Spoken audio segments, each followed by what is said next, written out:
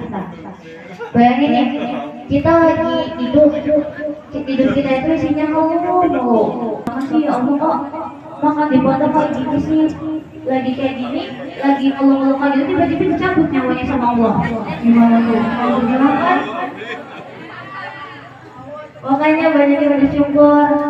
Allah itu sesuai dengan prasangka hambanya. Kalau kita bisa selalu berprasangka baik kepada Allah, insya Allah Allah itu bakal nurunin hal-hal yang baik ke kita. Kalau kita itu selalu berprasangka buruk ke Allah, kayak ya Allah kok nggak ada Allah, ntar malah kayak gitu, malah sesuai dengan apa yang kita ucapkan. Nah, makanya abis ini banyak kita bersyukur ya. Terus jangan lupa positif sama Allah. Semuanya terjadi pasti ada alasannya. Mungkin sekarang kita hidupnya nggak enak di pondok, makannya lauknya seadanya, terus capek, ngaji terus.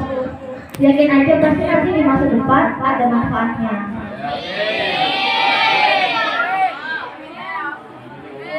Kayaknya nggak pantas kalau saya ngomong lama-lama di sini, karena sebetulnya saya juga sebelum itu saya bingung mau ngomong apa.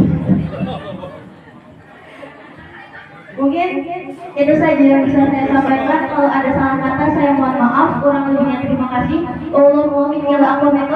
Assalamualaikum warahmatullahi wabarakatuh.